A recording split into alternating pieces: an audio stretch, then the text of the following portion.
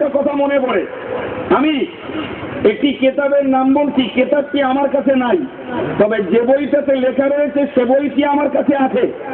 ভাই, কেতাবটির নাম বলছি ইবলিস, আর ওই কেতাবের হাওলা দিয়ে যে কথাটা লেখা হয়েছে সেই কেতাবটা আমার কাছে রয়েছে। তাতে একটা হাদিস লেখা রয়েছে। ভাই, অল্প কথায় হাদিসটি বলছি, আপনাদের ধৈর্য আছে?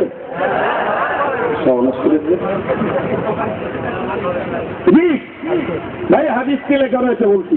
একজন সাহাবী রাসূলুল্লাহ কেসে বলছেন, হুজুর, এই মদিনা শরীফে একজন লোক আছে, আপনি চেনেন? হচ্ছে কিরকম? হচ্ছে সেই লোকটির নামাজ কালাম তার ইবাদত বন্দেগী এত কেতাদর যে ওরকম নামাজ আমরা পড়তে পারি না। কিছু বুঝতে পেরেছেন? মাথায় ঢুকছে। সাহাবারা বলছেন তার মতন নামাজ আমরা পড়তে পারি না। তাহলে সে কি ধরনের নামাজ পড়ে? তিনি এই কথা রাসূলুল্লাহর সঙ্গে বলতে বলতে সেই লোকটা আসছিল। রাসূল বললেন, হুজুর ওই সে লোকটা। বলো, কই ডাকো। বাইরে দেখা গেল লোকটি আস্তে আস্তে মসজিদে নবাবীর দিকেই আসছিল। রাসূলুল্লাহ দাঁড়িয়েছিলেন, রাসূলুল্লাহ সম্মুখে এসে হাজির। রাসূলুল্লাহ সামনে এলে রাসূলুল্লাহ ওই লোকটার মাথা থেকে পা পর্যন্ত একবার দেখে নিলেন। দেখে দুটো প্রশ্ন করলেন। এক নম্বর প্রশ্ন, যে ভাই, তুমি কি মনে করো যে তোমার মতো নামাজ কালাম আর কেউ পড়তে পারে না? কত বড় বেয়াদব! রাসূলুল্লাহ সামনে দাঁড়িয়ে বলল, জি হ্যাঁ। কিন্তু বুঝতে পারছেন? দ্বিতীয় নম্বরে রাসূল জিজ্ঞেস করলেন, ভাই, তুমি কি মনে করো তোমার মতন শ্রেষ্ঠ ব্যক্তি কেউ নেই? লোকটি বলল, হ্যাঁ। রাসূলুল্লাহর গোটা চেহারাটা লাল হয়ে গেল। দুটো প্রশ্ন করে রাসূল ছেড়ে দিলেন। লোকটি চলে গেল মসজিদে নববীতে। রাসূল সাহাবাদের ডেকে বললেন, কে আছো? এই লোকটাকে এই মুহূর্তে হত্যা করবে। এই মুহূর্তে এই লোকটাকে হত্যা করবে কে? হযরত আবু বকর বললেন, হুজুর আমি যাব। বললেন, যাও। কিছুক্ষণ যে ফিরে চলে এলেন। মেরেছ? বললেন, না হুজুর। কেন? হুজুর, তার যা নামাজ পড়ার ধাঁচ ধারণ, তার যা রুকু কেরাত, এই লোকটাকে মারা সম্ভব না। রাসূল বললেন, দ্বিতীয়বারে কে আছো একে মারবে? ওমর বললেন, হুজুর আমি। বললেন, যাও। ওমর কিছুক্ষণ বাদে ফিরে চলে এলেন। ওমর, মেরেছ? বললেন, জি না হুজুর। যে লোকটা মসজিদে নববীতে নামাজ পড়বে পক্ষে দীর্ঘ কেরাত, দীর্ঘ রুকু, দীর্ঘ সেজদা, এই লোকটাকে কি করে মারব? রাসূলুল্লাহ ফের বললেন, এই লোকটাকে মারবে কে আছে?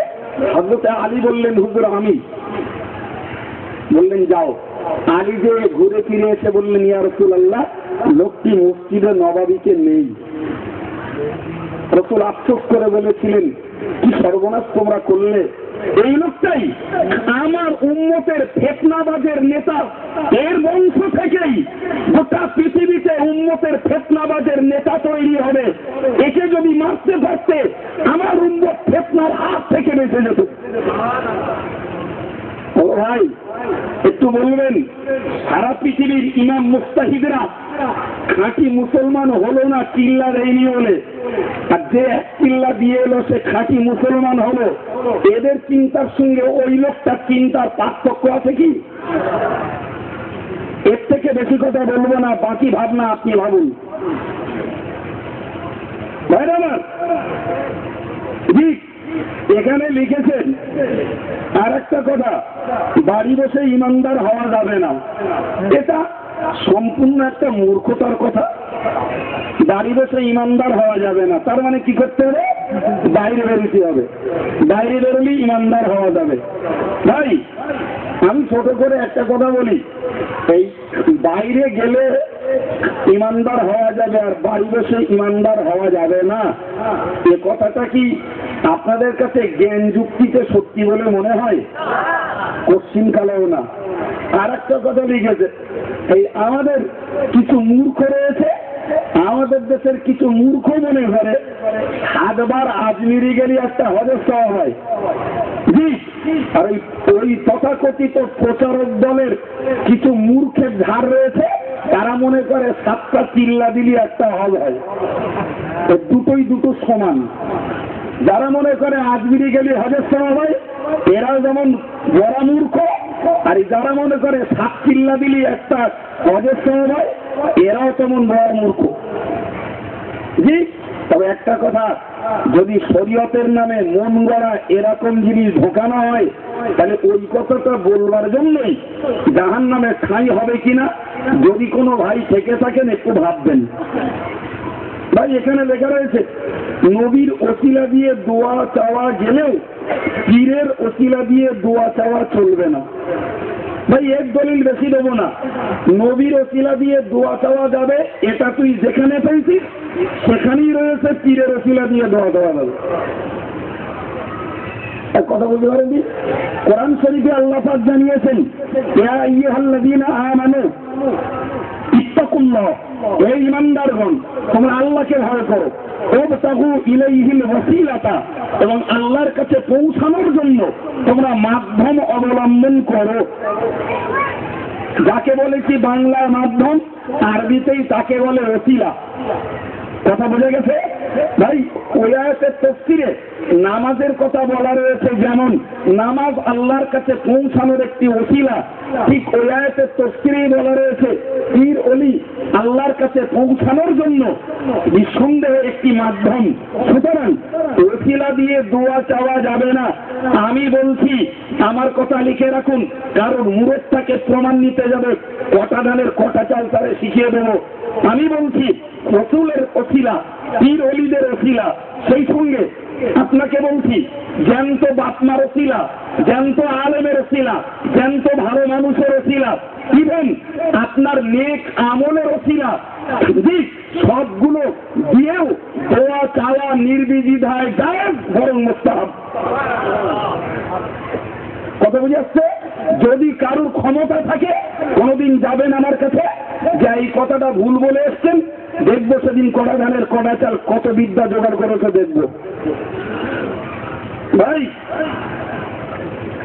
জি, এখানে 8 নম্বরে লেখা রয়েছে পীর ধরা চলবে না। ভাই পীর ধরা চলবে না তো, আমি গোটা কত নাম বলছি ঝড়াভট। একজনের নাম বলছি মৌলানা কাসেম নানতবি, দ্বিতীয় জনের নাম বলছি মৌলানা খলিল আহমদ আম্বেটবি, 3 নম্বরের নাম বলছি মৌলানা রশিদ আহমদ গাঙ্গুহি, 4র্থ নম্বর নাম বলছি মৌলানা আশরাফ আলী থানভী। এরা দেওবন্দীদের ঊর্ধ্বতন আলেম। ভাই এ সব কজন মুরিদ হয়েছিলেন হাজী ইমদাদুল্লাহ মুহাজিরে মক্কি রহমতুল্লাহ আলাইহির কাছে। এই নামটা মনে হয় আজকের একবার শুনেছেন আপনারা। জি, কিন্তু কথাটা অন্য। জি, এরা মুরিদ হয়েছেন হাজী ইমদাদুল্লাহ মুহাজিরে মক্কির কাছে। হাজী ইমদাদুল্লাহ মুহাজিরে মক্কিকে পীর ধরেছেন। কথা বুঝতে পারা গেছে না যায়নি? জি, সর্বোপরি মনে রাখুন, হাজী ইমদাদুল্লাহ মুহাজিরে মক্কি জিয়াউল কুলুব নামক একটি বইও লিখেছেন। কেবলমাত্র এই তাসাউফ শিক্ষার্থী ছাত্র যারা, তরিকতের পথের পথিক যারা, তাদের আমলের জন্য জিয়াউল কুলুব নামক একটি বইও লিখেছেন। কথা বুঝতে পেরেছেন কিছু? ভাই তাহলে পীর ধরা যদি না যায়, ফের বাবারা পীর ধরলো, তাদের কটা ঠেকাসনি কেন? কথা বুঝতে পারেননি? ভাই সাহেব জাকারিয়া সাহেব, যিনি সাহারানপুর মাদ্রাসার শাইখুল হাদিস ছিলেন, তিনি পীর এবং তার কাছে হাজার হাজার লোক মুরিদ হয়েছে। সেই জাকারিয়া সাহেবের খলিফা একজন বাঁকুড়ার হাফেজ মুসলিম সাহেব। কথা শুনতে পাচ্ছেন কিছু? বাঁকুড়ার হাফেজ মুসলিম সাহেব, শেখ জাকারিয়া সাহেবের খলিফা। ভাই এরা তো সব দেওবন্দীদের বড় বড় গুরু, তারা পীর ধরলেন, পীরগিরি করলেন। এখন এই যারা, আর আমরা ফুরফুরা সিলসিলার যারা, আমরা পীর ধরাটাকে বিশ্বাস করি, তাতে উপকার রয়েছে ভাবি। যারা বলছে পীর ধরা যাবে না, তাহলে এরা কোন জাতের? এবার আপনারা চিন্তা করুন, এরা ও জাতের না, ও জাতেরও না, এরা আলাদা একটা জাত। ভাই এখানে রয়েছে সবে মেয়েরাজ নবী পাক সাল্লাল্লাহু আলাইহি ওয়াসাল্লামের সশরীরে হয়নি, বরং ওটা ছিল স্বপ্ন। ভাই আমি এক আধখানা না, আল্লাহ চাইলে 20-50 খানা কেতাব থেকে প্রমাণ দিতে পারবো যে রসুল করিমের মেয়ারাজ হয়েছিল সশরীরে জাগ্রত অবস্থাতে। শুনতে পেয়েছেন কথা? সশরীরে জাগ্রত অবস্থাতে মেয়ারাজ হয়েছিল। এর পাল্টা মত সৃষ্টি করেছিলেন বসিরাত আল্লামা হুজুরের জমানাতে হাকিমপুরের মৌলানা আকরম খাঁ সাহেব। তিনি একটি বই লিখেছিলেন, বইটির নাম হলো মোস্তফা চরিত। বইটি অনেক পুরাতন। সৌভাগ্যবশত বইটি আমি কোন পুরাতন আলমারি থেকে, লাইব্রেরি থেকে কিনতে পেরেছিলাম, তা না হলে সে বই পাওয়ার কথা নয়। তো মোস্তফা চরিত বইতে মৌলানা আকরম খাঁ সাহেব তিনি লিখেছেন যে রাসূলুল্লাহর স্বপ্ন সশরীরে ছিল না, ছিল স্বপ্ন। মৌলানা আকরম খাঁ সাহেবকে সত্য করে পরিচয় নেন। মৌলানা আকরম খাঁ সাহেব বলেন লামজাবি হানাফি শাফিঈ মালিকি হাম্বলি 4 মুযাবের একটি মুযাবও তিনি মানতেন না। বসিরাতের আল্লামা অন্য একটা কলমে লিখেছেন যে মৌলানা আকরম খাঁ সাহেব একটা সময়ে কাদিয়ানিও হয়ে গিয়েছিলেন। তাহলে আজকের যারা আমাদের আশেপাশে বলছেন হানাফি থেকে যে রাসূলুল্লাহর মেয়ারাজ ছিল স্বপ্ন, তাহলে এরা ভিতরে ভিতরে হানাফি শাফিঈ মালিকি হাম্বলি 4 মুযাবকে বাদ দিয়ে ওই লামজাবি মতটা গ্রহণ করেছে, এটাই বলতে হয়। কথা বুঝতে পারছেন? জি ভাইরা আমার, এখানে লেখা হয়েছে যে আজানে হাত তুলতে হবে না, আজানে হাত তুলতে হবে না। ভাই আমরা তুলি, আমাদের কৈফিয়ত আমরা দেবো। জি মৌলানা আশরাফ আলী থানভী রহমাতুল্লাহ আলাইহি তিনি ইমদাদুল ফতোয়া নামক একটি বই লিখেছেন। সেই বইয়ের প্রথম খণ্ড 102 পৃষ্ঠায় রয়েছে যে আজানের পরে হাত তুলে দোয়া করা সুন্নত। কিছু বুঝতে পারেননি? বুঝতে পেরেছেন? সুবহানাল্লাহ আসতে বলেছেন কেন? আজানের পরে হাত তোলা সুন্নত কোথায় লেখা আছে বলেছি? মৌলানা আশরাফ আলী থানভীর ইমদাদুল ফতোয়া 102 প্রথম খণ্ড 102 পৃষ্ঠাতে। ভাই আমরা হাত তুলি, আমাদের পীর বুজুর্গরা তুলে গেছেন, আমরা তুলি। কথা বলে গেল ভাই আমার। কিন্তু এই যারা হাত তোলে না তাদের গুরুর কেতাবে তুলতে বলা আছে, তাহলে তাদের গুরুটাও তারা মানে না, আমাদেরটাও মানে না। তাহলে এদের গুরু কেডা হবে?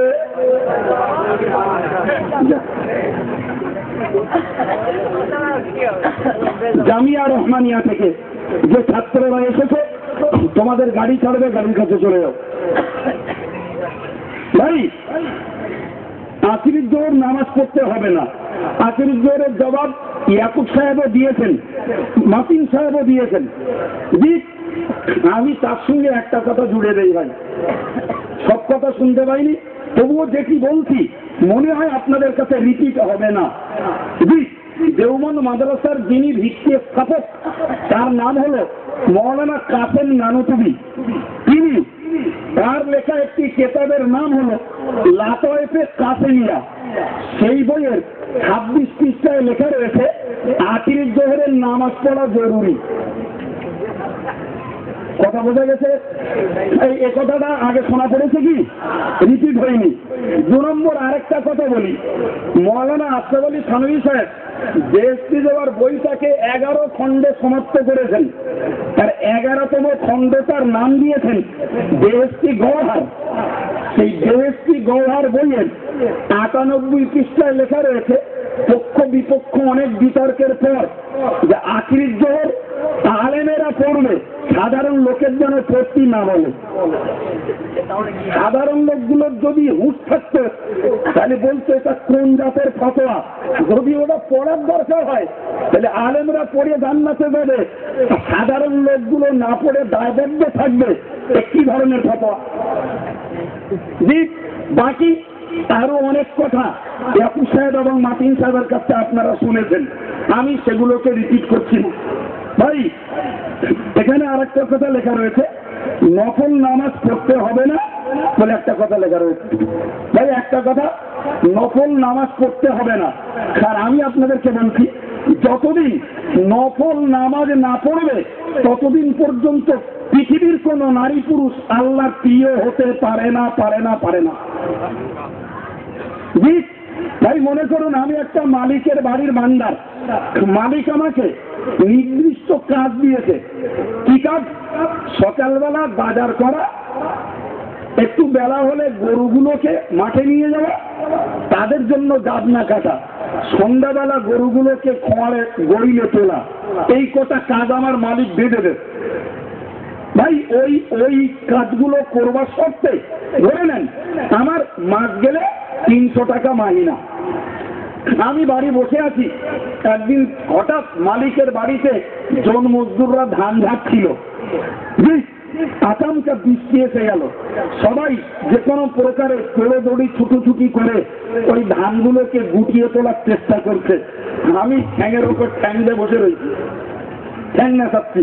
ওটা ধান তোলা তার আমার কাজ দেয়নি মালিক, আমার কাজটা ধান তোলা না, ধান ভেসে যায় যাক। ভাই এ মালিক আমার মতন এই কানা মেন্দারে রাখবে বলে মনে হয়?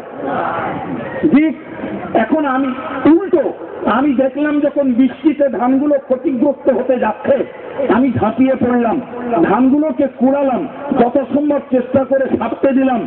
মালিক আমার প্রতি খুশি হবে না? ভাই গরু তো বাজার করা, গরু তোলা ফেলা করা আর গাবনা কেটা, এটা মালিকের পক্ষ থেকে আমার জন্য ছিল নির্দিষ্ট দায়িত্ব। আমি শরিয়তের পরিভাষায় ওটাকেই ধরুন বললাম ফরজ, ওটাই অপরিহার্য। ধান তোলাটা আমার কাজ না, ওটা আমার নৈতিক মানবতার দায়িত্ব করেছি। ফরজ কাজের জন্য এক্সট্রা আপনি কিছু পেতে পারেন না। যদি এক্সট্রা কিছু পেতে হয় তাহলে কিছু নিজের পক্ষ থেকে অতিরিক্ত মালিককে খুশি করার কাজ করতে হবে, তাহলে দেখা যাবে মূল কাজের ছাড়াও ওই অতিরিক্ত কাজের জন্য জনের দাম বেশি পাওয়া যাবে। জি, একদম সাদা বাংলা যুক্তি বলেছি। ভাই যারা কর্মচারী নির্দিষ্ট ডিউটি দেয় 8 ঘন্টা, খোঁজ করে দেখবেন তো ওভার ডিউটিতে জনের দাম বেশি না কম? তাড়াতাড়ি বলুন। ওভার ডিউটিতে জনের দাম বেশি।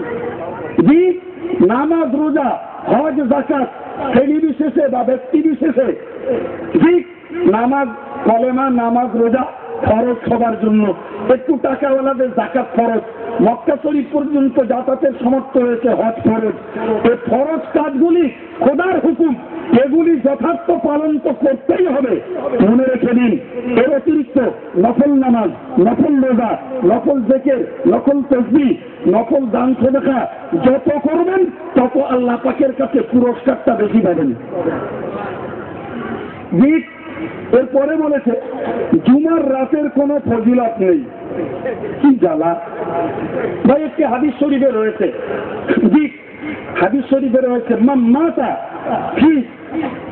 ফি লাইলাতিল জুমাতি আও ফি ইয়াউমিহা, রাসূল পাক বললেন যদি কোনো ব্যক্তি মারা যায় জুমার রাত্রিতে অথবা জুমার দিবসে, রাসূল পাক বললেন আমিনিনা বিল ফিতনাতিল কবর, ওই লোকটি কবরের ফিতনা থেকে আল্লাহ পাক তাকে নিরাপত্তা দান করবেন।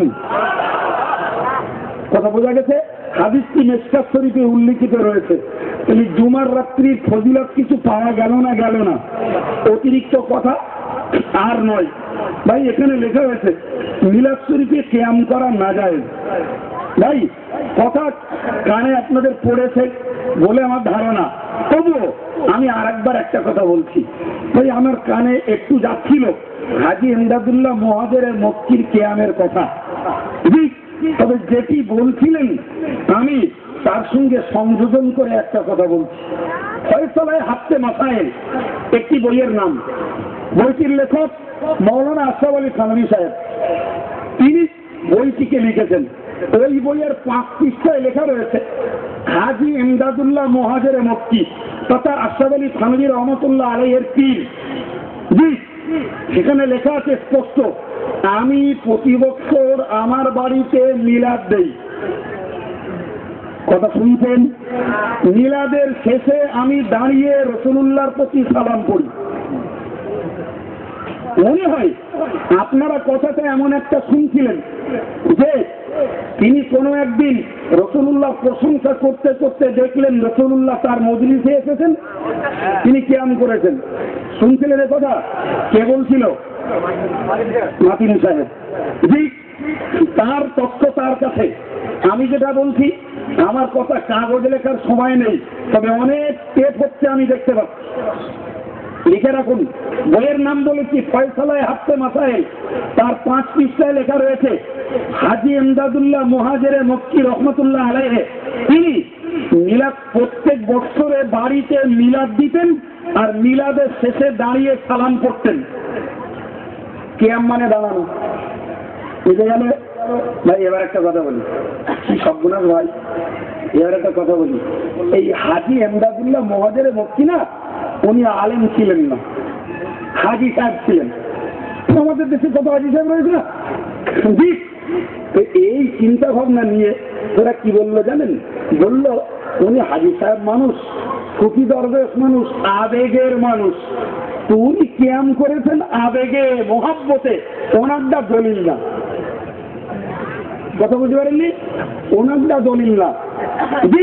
এবার একটা কথা শুনুন, যে মাওলানা কাসেম নানতুবি রহমতুল্লাহ আলাইহি, যিনি দেওবন্দ মাদ্রাসার প্রতিষ্ঠাতা, তাকে জিজ্ঞাসা করা হলো, হুজুর হাজী সাহেব আলেম হয়? মানে হাজী ইমদাদুল্লাহ মুহাজিরে মক্কি কি আলেম? উনি তো হাজী সাহেব। तो मौलाना कासिम नानतवी सर जवाब दिए बोलें आलिम होने का क्या माना है, वो तो खुद आलिम बनाने का कारखाना है। आलिम हওয়ার কি অর্থ? তিনি নিজেই তো আলেম উৎপাদনের কারখানা। কথা বুঝতে পারেননি? তাহলে একজন গুরু তিনি বলছেন হাজী ইমদাদুল্লাহ সাহেব আলেম বানানোর কারখানা। তাহলে যে লোকটা হাজার হাজার আলেম উৎপাদন করেছেন, তার মিশন, তার কারখানা থেকে সেই লোকটা দেওবন্দীদের ঊর্ধ্বতনদের পীর, তিনি বাড়ি মিলাদ দিয়ে কিয়াম করতেন। যেহেতু এটা এদের ঘাড়ে পড়ে, তাই চট করে বলল ওনারটা দলিল না, কে উনি মহান। জি, তাই এখানে শেষ কথায় লিখেছে তবলিগ জামাতের সাথে সিলসিলায়ে ফুরফুরা শরীফের সম্পর্ক রাখলে কি ক্ষতি হবে? এই প্রশ্নটা, এই কথাটা শেষ বেলায় ভাই, তবলিগ জামাতের সাথে ফুরফুরা সিলসিলার সম্পর্ক, ফুরফুরা সিলসিলারা সম্পর্ক রাখলে ক্ষতি হবে কি হবে না? এই এতক্ষণ ধরে বক্তৃতা শোনার পরে এ প্রশ্নের জবাব দেওয়ার অবকাশ আছে আর দরকার আছে আর? ভাই এটা ছিল এইখানকার অপপ্রচার, যা আজকের এখানে জবাব দেওয়ার জন্য। আগে শুনেছেন, আর আমি তার সঙ্গে কিছু সংযোজন করলাম। যদি কোনো রিপিট হয়ে থাকে সেটা ভালো হয়েছে, রিপিট না হয়ে থাকলে তাহলে এই হ্যান্ডবিলের উপযুক্ত জবাবগুলো পেয়েছেন বলে অন্তত সংক্ষিপ্তভাবে হলেও আমরা মনে করি। কি পেয়েছেন? জি, রাখুন। এখানে প্রশ্ন এসেছে আর কতগুলো। একটা প্রশ্ন লিখেছে, আমরা দেখি তবলিগ জামাতের মধ্যে যুবকেরা বা শিশুরা নামাজে আগ্রহী হচ্ছে, কিন্তু সুন্নতুল জামাতের দলে এরকম নেই। ইয়াতে করণীয় কি? তাহলে এই সুবাদে তবলিগ জামাত করাটা ভালো নয়? ইতি শহীদুল ইসলাম কালিকাপুর প্রশ্ন করেছে। ভাই একটু বলবেন, আমাদের দেশে তবলিগ জামাত এসছে আমাদের এই পশ্চিমবাংলায় খুব বেশি হলে 30 বছর। কত বছর বলেছি? 30 বছর। আচ্ছা, 30 বছর আগে এদেশে দাড়িওয়ালা, টুপিওয়ালা কিংবা বেদারি নামাজি ছিল না? ছিল না? তাড়াতাড়ি বলুন। ছিল। যে লোক, যাদের চেষ্টায়, যাদের অবদানে এদেশের লোকেরা ইতিপূর্বে দাড়িওয়ালা, টুপিওয়ালা, বেদারি নামাজি যারা হয়েছিলেন, সিলসিলায়ে ফুরফুরা শরীফের চেষ্টায়, সুন্নতুল জামাতের চেষ্টায় এদেশের লোকেরা, এদেশের জওয়ানেরা, এদেশের যুবকেরা নামাজি হয়েছে না হয়নি? হয়েছে। আগামীতে দিন বাড়লে আরো হবে না? হবে না? হবে। ভাই আমি প্রসঙ্গে একটা কথা বলি। একটা হাদিস শরীফে রয়েছে, রাসূল বলেছেন, মা মিন বাইতি মাদারিন ওয়ালা ওয়াবারিন ইল্লা আদখালাহুল্লাহুল ইসলাম। রাসূল বলেছেন সারা পৃথিবীতে এমন কোন পাকা কাঁচা বাড়ি থাকবে না যে ঘরে আল্লাহ ইসলামকে প্রবেশ করাবেন না। কথা বুঝতে পারেননি? দিক এমন কোন পাকা কাঁচা বাড়ি থাকবেন না যে ঘরে ইসলাম প্রবেশ করবে না। দিক তাহলে বোঝা গেল রাসূলের হাদিস থেকে যে সারা পৃথিবীময় ইসলাম ঘরে ঘরে ছড়িয়ে যাবে। কথা বোঝা গেল? ওটা ওখানে মনে রাখুন ভাই। পাশাপাশি চট করে আরেকটা কথা বলি। একটি হাদিস শরীফে এসেছে, লা তাকুমুস সাআতু হাত্তা ইয়াকুলা ফিল আরদি আল্লাহু আল্লাহ। রাসূল বলেছেন ততদিন পর্যন্ত কিয়ামত হবে না যতদিন পৃথিবীতে একজন মানুষও আল্লাহ আল্লাহ করার লোক থাকবে। দুটো হাদিসকে গায়ে গায়ে লাগিয়ে দিচ্ছে ভাই। একদিকে গোটা পৃথিবী হলো ইসলাম, গোটা পৃথিবীতে ছড়িয়ে গেল ইসলাম।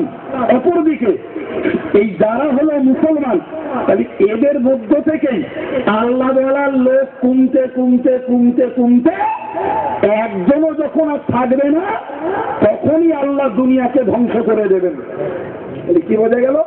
যে ইসলাম বিশ্বময় ছড়িয়ে যাবে এটা সত্য, কিন্তু প্রকৃতপক্ষে ইসলামী নীতি আদর্শ আখলাক আমলের উপরে মানুষ টিকবে না। শুধু নামটা অর্থে ইসলাম কবুল করবে, বাকি ইসলামের আদর্শ চরিত্রকে ধ্বংস করে দেবে। তাই তো আল্লাহ পৃথিবীকে ধ্বংস করবেন। রাষ্ট্রের কেউ যদি মনে করে তাবলীগ জামাতের তৎপরতায় নামাজীর সংখ্যা বাড়ছে, তাহলে এটাও স্বীকার করতে হবে ভাই, তোর আগের তুলনায় গান, সিনেমা, যাত্রা, থিয়েটার, চিত্ত বিনোদন, ভিডিও, অডিও, ছবি বিপুল হারে বেড়েছে। এটাও তাবলীগ জামাতের বরকতে, এটাও স্বীকার করতে হবে। যদি বলেন কেন, যদি বলেন কেন, তার যুক্তি বলছে। আমি ইয়াকুব সাহেব একটি কথা বলছিলেন, আমার মনে রয়েছে, মৌলানা ইলিয়াস সাহেবের মলফুজাতে ইলিয়াস কেতাবের 50 নম্বর মলফুজে লেখা রয়েছে, তিনি একদিন ভক্তদেরকে বললেন, তোমরা আমার মাথায় খুশকি হয়েছে, একটু তেল দিয়ে ঘুম পাড়াও, আমি এখন স্বপ্নে ভালো ভালো জিনিস পাচ্ছি।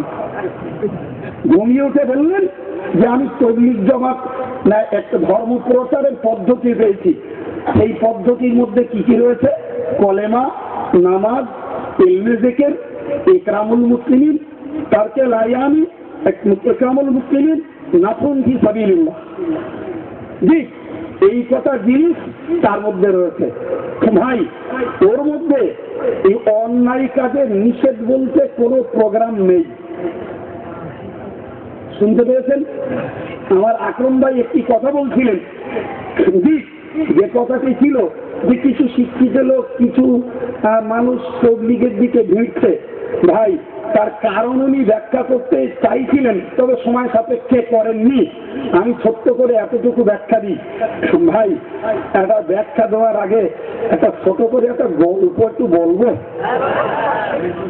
ভাই, একটা গল্প বলে ফেলি। একটা লোক চোট মাছ পড়লি সারা মাঠের গরু সব পানি খাওয়ায়। কথা বলতে পারেননি? সারা মাঠের গরু সব পানি খাওয়ায়। এ কারণ লোকে জানে না। নিজের গরু পানি খাওয়ানোর সময় পায় না, লোকের গরু পানি খাইয়ে দাঁড়ায়, ব্যাপারটা। তো ওরে একদিন গ্রামবাসীরা ধরে খুব পেটা পিঠে, এই সত্যি করে বলতে হবে তুই লোকের গরু পানি খাওয়াস কেন, কারণটা কি? তো মাছধর কে বলছে, শোন সত্যি কথা বলবো, কেউ জানে না, তোরা আমার আবার শাস্তি দিচ্ছি না। আমি ওই মাঠে একদিন কাজ করতে করতে চোট মাসে একটা গরু ঠেঙ্গে মেরে ফেলিল। তাই একটা হুজুর আমার বলিল, এ পাপের প্রায়শ্চিত্ত যদি ঘটাতে হয় তাহলে চোট মাস পড়লি যত গরু পাবি সব গরুর পানি খাওয়াতে হবে, তাইলে তো প্রায়শ্চিত্ত হতে পারে। এই জন্যই আমি এই পানি খাই। কিছু বুঝতে পারবেন? এখনো ভালো বুঝতে পারবেন? ও সারা গরু পানি খাওয়ায়। ভাই, এই অবস্থাটা হচ্ছে, এই গরু যে আগে খেয়ে রেখেছে এ তো লোকে জানে না, ও যে এখন পানি খাওয়াচ্ছে এটা লোকে দেখছে। জি, ভালো করে লক্ষ্য করে দেখবেন, যারা এটা যে ভিড়েছে, ও আগে কেতনা গরু মেরে রেখেছে তারই রাস্তা নেই, তার জন্যই পানি খাওয়াচ্ছে এখন। আর খোঁজ করে দেখুন, ওর বাড়ির বিবি ছেলে মেয়ে আলাদা, তাদের পানি খাওয়ানোর সময় নেই, তারা কেউ তাস পিটছে, কেউ জুয়া খেলে বেড়াচ্ছে, বউগুলো ছাগল বাঁধতে যাচ্ছে মাঠে কোমরে গামছা বেঁধে দিয়ে, ওদের পানি খাওয়ানোর সময় আননি, ওর লোকের পানি খাওয়ার যাচ্ছে। কথা বুঝতে পারেননি কিছু? লোক ভিড়বার কারণ এটাই যে আমি যে দলটায় যাচ্ছি গরুটা ঠেঙ্গে রেখেছি, ঠিক আছে, পানি খাইয়ে দিলেই তো মাপ পেয়ে যাবো। সুন্নতুল জামাতে ওই জায়গাটা নেই। সুন্নতুল জামাত এই আদর্শে বিশ্বাসী, কোরআনের ফর্মুলা, তা'মুরুনা বিল মা'রুফ, সৎ কাজের আদেশ করো, ওয়া তানহাউনা আনিল মুনকার, অন্যায় কাজের নিষেধ করো। আমি সৎ কাজের আদেশ করবো, অন্যায় কাজের নিষেধ করবো। তুমি যদি মনে করো সুন্নতুল জামাতে গেলে অন্যায় কাজ থাকতে হবে, যাবো না, তুমি কোরআনের ফর্মুলাকে অগ্রাহ্য করলে ওর জন্য সুন্নতুল জামাতে যায় আসে না। তুমি আল্লাহর কাছে আসনি তৈরি হলে। কথা বুঝতে পেরেছেন? কেন ঢোকে বোঝা গেছে? এই কেন ঢোকে বোঝা গেছে? ভাইরে আমার, তা না হলে এমনি সুন্নতুল জামাতের আদর্শে থেকে এতদিন যখন নামাজি হয়েছে, আগামীতেও আরো হবে ইনশাআল্লাহ। ভাই, এরপরে একটা প্রশ্ন রাখছে, এই প্রশ্নটা আমি বলবো কিনা একটু মাতিন সাহেবের সঙ্গে সংক্ষিপ্ত পরামর্শ করে ভালো হয়। আছে না, চলে গেছে? ও ভাই, মাতিন সাহেব যেহেতু নেই তাই পরামর্শ ছাড়াই টুক করে কথাটা বলে ফেলছি।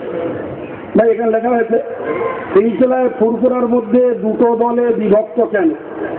দাদা হুজুরের আওলাদ এবং আল্লামা হুজুরের আওলাদদের সঙ্গে ইতি নাজিবুল্লাহ আমতা। ভাই, যদিও এটা আজকের আলোচনার সাবজেক্টের বাইরে, তবে প্রয়োজনে সংক্ষিপ্ত এতটুকু বলছি। ভাই, আওলাদদের সঙ্গে বিরোধটা প্রশ্নের নয়। আমরা সুন্নতুল জামাত সংগঠন করি, আপনারা বলবেন মুজাদ্দেদে জামান দাদা হুজুরের মতাদর্শ, আল্লামা হুজুরের কেতাবের বাইরে সুন্নতুল জামাত সংগঠন চলেছে, আপনাদের কাছে প্রমাণ আছে? আছে ভাই? ব্যক্তিগতভাবে তার আওলাদদের সঙ্গে আমাদের যে কোনো বিষয় নিয়ে মতদ্বৈন্য হতেই পারে। দাদা হুজুরের আদর্শ থেকে আমরা যদি পিছিয়ে না থাকি, আল্লামা হুজুরের কেতাবের অনুসরণ থেকে যদি পিছিয়ে না পড়ি, তাহলে সেক্ষেত্রে আমরা মূল জায়গায় ঠিক রয়েছি, মূল জায়গায় দ্বন্দ্ব নেই। কথা ঠিক? মূল জায়গায় দ্বন্দ্ব নেই। দ্বন্দ্ব যেখানে রয়েছে সেটা খুব সংক্ষিপ্ত ভাবে এতটুকুই বুঝতে হয়। ভাই, কেউ একজন বসিরাত আল্লামা হুজুর সম্পর্কে কিছু উঁচু নিচু মন্তব্য করেছেন, আমরা তার প্রতিবাদ করেছি, যার বিনিময়ে একটা ফাটল তৈরি হয়েছে। ওটা আপন জায়গায় রইল, ও ফাটল মিটলো কি মিটলো না, আমি আপনাদের কাছে ওই হেডেকটা ঢোকাতে চাইছি না। আমি এতটুকু কথা ঢোকাতে চাইছি, আমরা যে কাজগুলো করছি এই কাজগুলো দেশ জাতির এবং সিলসিলার পক্ষে না বিপক্ষে, তাড়াতাড়ি বলুন। পক্ষে যদি হয় তাহলে ফুরফুরের আওলাদ হোক আর বসিরহাটের আওলাদ হোক, তারা এইরকম কাজগুলো করুক, তাদের অ্যাঙ্গেলেই চেষ্টাটা আপনারা করুন, প্রশ্ন আমাদেরকে করবেন না। আর যদি তারা না করে তাহলে আমরা করছি, আমাদের সঙ্গে যোগ দিই। দাবি আমার ন্যায় না অন্যায়? তারা আমাদের সঙ্গে যোগ দিক, দ্বিতীয় কোনো কথা প্রসঙ্গে নেই, এই কৈফিয়ত কেউ করবেন না। আর তারা নেই কেন? কৈফিয়ত নয়, তারা এমন করে আমাদের নেইনি কেন? কৈফিয়তটা চান, তারা করে না কেন? ভাই, বক্তব্য বাড়াবো না। সুন্নতুল জামাত সংগঠন সংক্ষিপ্ত 5 মিনিটের পরিচয় দিয়ে আমার বক্তব্যের ইতি টানতে যাব। ভাই, সুন্নতুল জামাত সংগঠন একটি অরাজনৈতিক, ধর্মীয়, সেবা এবং প্রচারমূলক সংগঠন। কথা বুঝে যাচ্ছে? এত মানুষ রয়েছেন, সবার কাছে বলছি অনুরোধ করে, প্রত্যেকেই গ্রামে মসজিদে মসজিদে দাদা হুজুর পীর কেবলার মতাদর্শে তালিমের ব্যবস্থা চালু করুন। ভাই, উঠবেন না, উঠলে লস হবে, সারাদিনের খাটনি এবার হবে জনের দাম। উঠে গেলেই জোনের দাম ফলাই উঠে দেওয়া হবে 5 মিনিট। ভাই চালু করুন গ্রামে প্রতিদিন বাদ ফজর বসিরত আল্লামা হুজুরের কিতাব শিক্ষা থেকে হাদিস রয়েছে আর বাংলা মানে রয়েছে, সবার কাছে আমাদের অনুরোধ একটু দয়া করে ওইগুলো পড়ে পড়ে মুসল্লিদের শোনান, প্রতিদিন একটা করে হাদিস পড়ুন, বেশি দরকার নেই। এখান নামাজ পড়ে নামাজ শিক্ষাটা পড়া চালু করুন সব মসজিদে। সংগঠন আপনার এখানে থাক আর না থাক, পড়া চালু করুন। এগুলো তো কাইয়ুমউদ্দিন সাহেব আর সুন্নাতুল জামাত সংগঠনের না, এটা তো দাদা হুজুরের লেখা, বশির হুজুরের লেখা, দাদা হুজুরের অনুমোদিত। তাই আমার সেই সঙ্গে আপনারা শুনেছেন আমরা সেবামূলক কাজ করে কিছুটা জাতির কাছে তুলে ধরতে পেরেছি। তাই পরিশেষে আপনাদেরকে বলতে চাই খুব একটা বেদনার কথা, ভাই আজকের এই এত বিরোধী শক্তি মাথা চাড়া দিয়েছে, যত কারণ তার দেখান, আমি তার মধ্যে আর একটা কারণ খুঁজে পাই, সেটি হলো এটাই, আমাদের সিলসিলায়ে ফুরফুরা শরীফের ঊর্ধ্বতন কর্তা যারা, তারা এই হালি পরে এই আমাদের ঘরের ছেলেদের উপযুক্ত লেখাপড়া শেখানোর জায়গা তৈরি করিনি। ভাই কথাটা একটু শুনে নেন। মুজাদ্দিদুজ্জামান দাদা হুজুর পীর কেবলা যত মাদ্রাসা করেছিলেন, 5 হুজুর পীর কেবলারা যত মাদ্রাসা করেছিলেন, তার অধিকাংশ মাদ্রাসা সরকারের টেকআপে চলে গেছে, রিকগনাইজ করেছে, স্যাংশন হয়েছে অটোমেটিক্যালি, সরকারি সিলেবাস সেখানে চাপানো হয়েছে, শিক্ষকরা বিপুল টাকা মাইনে পাচ্ছে। কিন্তু সত্যকারের না রয়েছে সেখানে দাদা হুজুরের মতাদর্শ, না রয়েছে সেখানে রাসূল করিম সাল্লাল্লাহু আলাইহি ওয়াসাল্লামের প্রকৃত নবীর ওয়ারিস বানানোর উপযুক্ত সিলেবাস। এখানে সিনিয়র মাস্টার পড়া প্রচুর ছাত্র তারা জানে, যেজন্য দরকার ছিল যে আমাদের দেশে অন্তত সিলসিলায়ে ফুরফুরা শরীফের মতাদর্শে কিছু বেসরকারি টাইটেল মাদ্রাসা হওয়া। আজকে যদি বাংলার জেলায় জেলায় একটা করে টাইটেল মাদ্রাসা যদি বেসরকারি সিলসিলায়ে ফুরফুরা শরীফের মতাদর্শে তৈরি হতে, আমাদের ঘরের ছেলেগুলি বিহার আর ইউপি থেকে পড়ে এসে আমাদের বাপদাদা আর আমাদের পীর অলিদের মোকাবেলা তারা করতো না। কথা বুঝতে পারেননি? অত্যন্ত দুঃখের বিষয়, উপযুক্ত লেখাপড়ার জায়গা আমাদের ঊর্ধ্বতন কর্তারা দেয়নি। ঊর্ধ্বতন কর্তারা শুধু দিয়েছে সভা দাও, টাকা দাও, জামাই আদর করো, শিক্ষা প্রতিষ্ঠান বাড়লো কমলো দেখার দরকার নেই। বুড়োবেলা একটা করে মাদ্রাসা করেছে, আর এখানে বুড়োবেলায় পড়ে বুড়োবেলায় যে বিরোধীদের কাছ থেকে সার্টিফিকেট নিয়ে সেই এসে তার বাপের বিরুদ্ধে, তার বাপের পীরের বিরুদ্ধে গলাবাজারি করছে।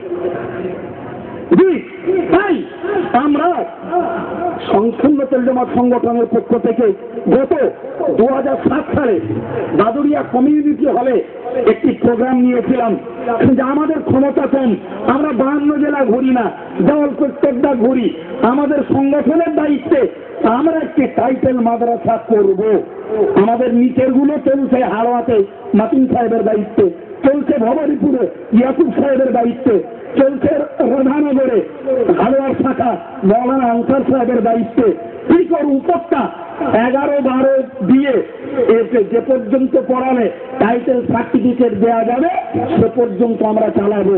শুকরিয়া আল্লাহর, কারোর সঙ্গে হিংসা করার জন্য নয়, কারোর সঙ্গে টেক্কা মারার জন্য নয়, আদর্শবান সিলসিলার বছরে 5টা-10টা সৈনিক প্রকৃত সিলসিলার আদর্শ এবং এলেম নিয়ে বার হোক, এই চিন্তায় আমরা গত রমজানের পরে 17ই শাওয়াল বুখারী শরীফ উদ্বোধন করে গোপালপুর মোড়ের সংলগ্ন বেলের ধান্য করিয়া গ্রামের মসজিদ এবং গ্রাম্য মাদ্রাসাকে কেন্দ্র করে সেখানে টাইটেল মাদ্রাসা চালু করতে পেরেছি।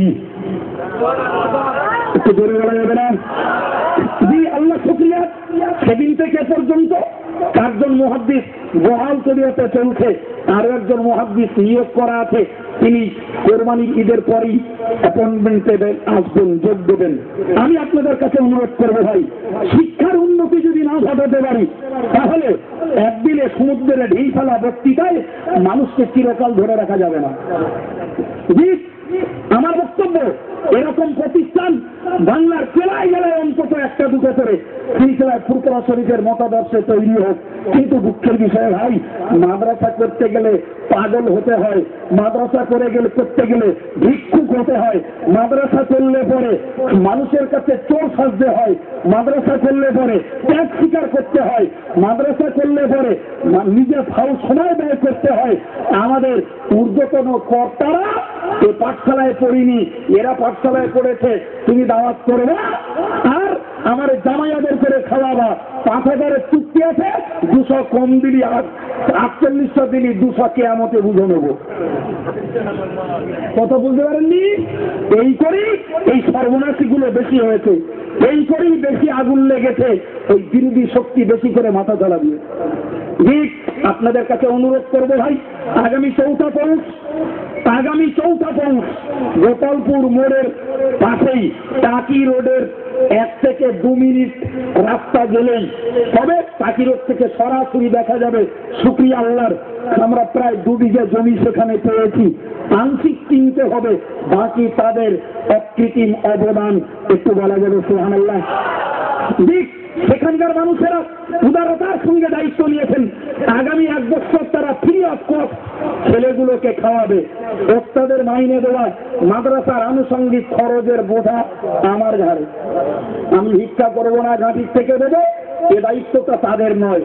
এবং 1 বছরের মধ্যে নতুন বিল্ডিং তৈরি করে আমাদেরকে ওই নতুন বিল্ডিং এ চলে যেতে হবে, এমনটি তাদের সঙ্গে আমাদের রেখা হয়েছে।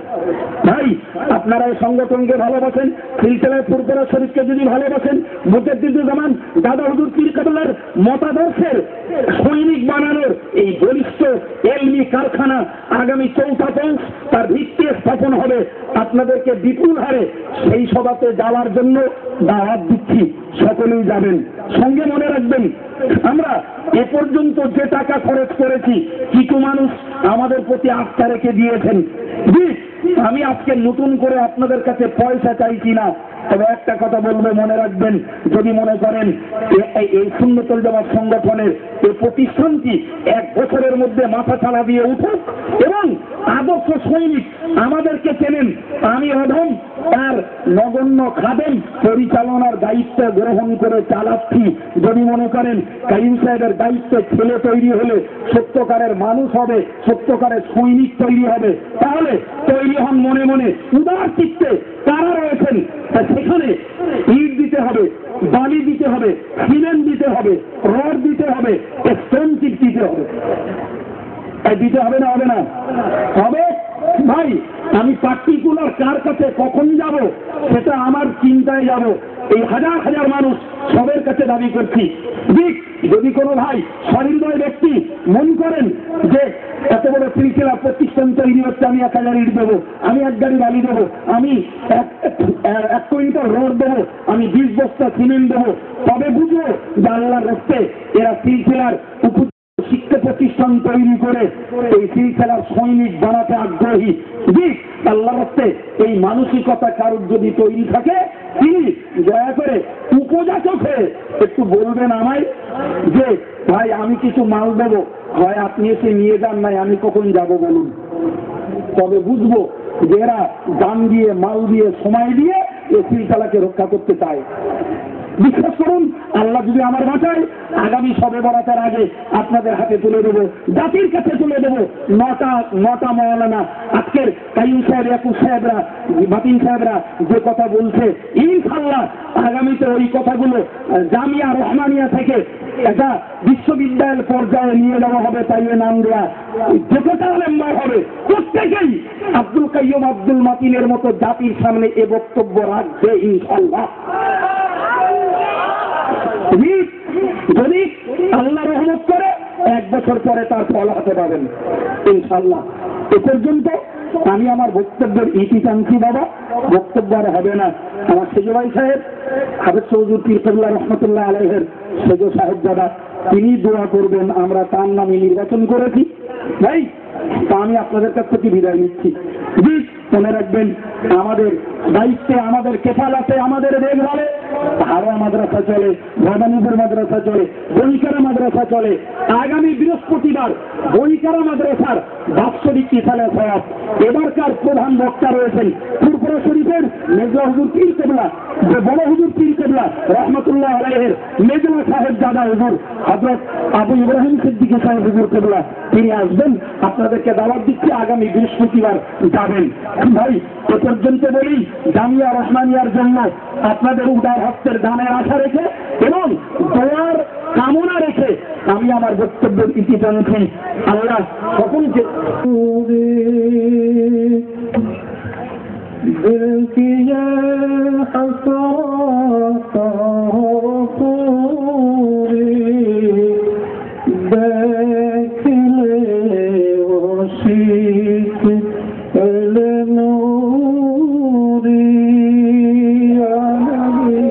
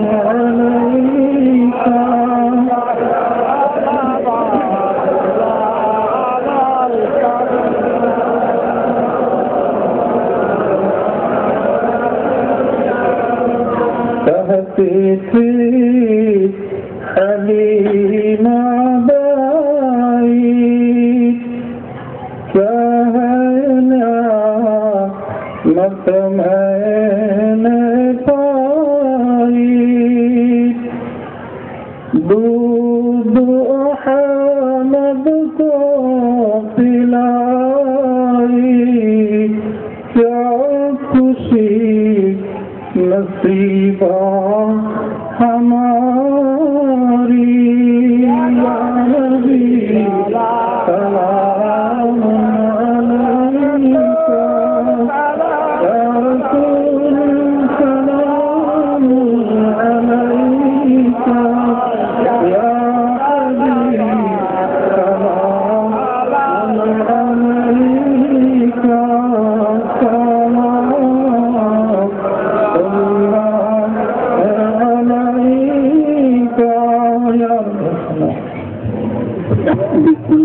अलैका। তিনবার পড়ি। বিসমিল্লাহ শাহ সূরা ইখলাস, কুল আল্লাহু আহাদ 10 বার, 11 বার পড়ছেন।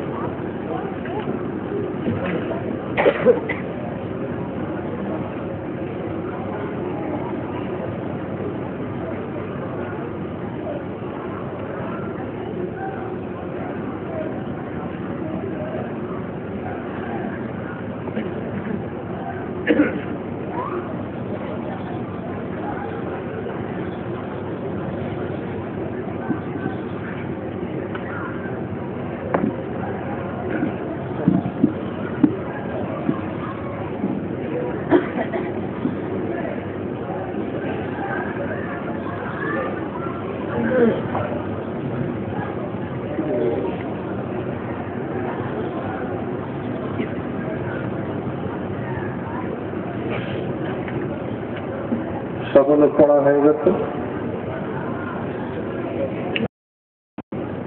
তাহলে সবাই অনুমতি দেন আমি দোয়া করে দিই। আল্লাহুম্মা আমিন। اللهم اغفر لحينا وميتنا وشاهدنا وغائبنا وصغيرنا وكبيرنا وذكرنا وأنثانا. اللهم من أحييته منا فأحيه على الإسلام ومن توفيته منا فتوفه على الإيمان.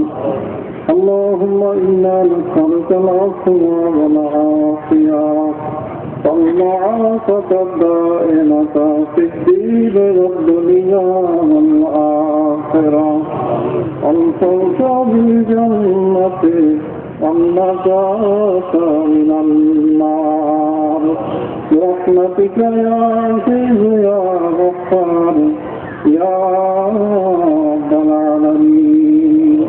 يا الله আমরা আপনার করুণার কামাল দয়ার ভিক্ষারি করব। এই পবিত্র মজলিসে আপনি আজ আমাদের প্রতি সীমাহীন করুণা বর্ষণ করুন আল্লাহ।